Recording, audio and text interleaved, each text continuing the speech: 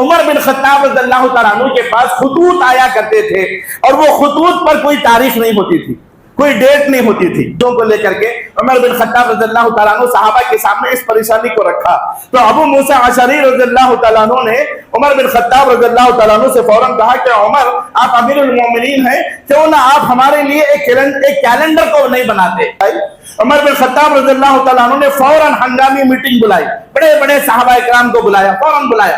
طریقہ ہے، اگر کوئی مسجد کا صدر ہے، جماعت کا صدر ہے یا قوم کا صدر ہے یا اپنے گھر کا بھی بڑا ہے نا، اس کے لیے ضروری ہے کوئی بھی معاملہ، کوئی بھی ایکشن لینے سے پہلے، کوئی بھی قدم اٹھانے سے پہلے وہ مشورہ کرے۔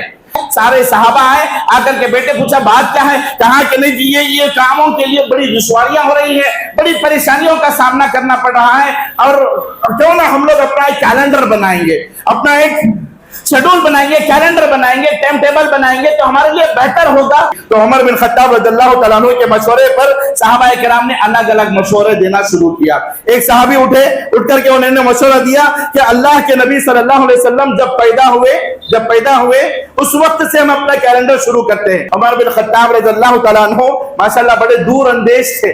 عمر بن خطاب رضی اللہ تعالیٰ عنہ نے فوراً کہا کہ نہیں، اگر اللہ کے نبی کی پیدائش کو یا میلاد النبی کو اگر ہم اپنی تاریخ کے کیلنڈر کی شروعات کریں گے تو پھر لوگ اس دن کو عید منانا شروع کریں گے۔ ایک صحابی اٹھ کر کے کہا کہ کیوں نہ ہم اللہ کے رسول صلی اللہ علیہ وسلم کی وفات کو وفات سے کیلنڈر شروع کریں گے؟ کہا کہ نہیں جی یہ بھی نہیں ہو سکتا، کیوں؟ کیونکہ لوگ اس دن کو بھی پھر عید منا لیں گے، غم کا دن منا لیں گے۔ اس کے بعد ایک صحابی اٹھ کر کے کہا کہ کیوں نہ ہم لوگ اسلامی تاریخ کو غار حرا سے جو پہلی قرآن مجید کی جو پہلی آیتیں نازل ہوئی تھی، کہا کہ جی یہ بھی صحیح نہیں ہے کیونکہ لوگ اس دن کو بھی ایک اسپیشل بنا لیں گے۔ ایک صحابی اٹھ کر کے انہوں نے مشورہ دیا ہم ہجرت کے دن کو، جب اللہ کے نبی نے ہجرت کیا، صحابہ نے ہجرت کیا، اس ہجرت کو اپنی تاریخ کی شروعات کر لیں گے، ہجرت سے ہم اپنے کیلنڈر کو شروع کریں گے۔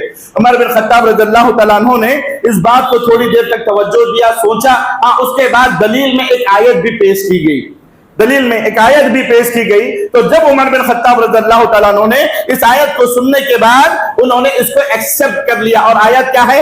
اللہ تبارک و تعالیٰ سورہ توبہ کی آیت نمبر 108 میں فرماتا ہے لا تقم فیہ ابدا لمسجد اسس علی التقوی من اول یوم احق ان تقوم فیہ۔ تو اس آیت کو دلیل بناتے ہوئے عمر بن خطاب رضی اللہ تعالیٰ عنہ نے اسلام کا اول یوم کب بنایا؟ ہجرت کو اپنا اول یوم بنایا، کیونکہ اللہ کے رسول صلی اللہ علیہ وسلم جب ہجرت کر کے آئے تو سب سے پہلے اللہ کے نبی نے مسجد کی تعمیر کی، اور جس مسجد کی تعمیر کی وہ مسجد قباء ہے۔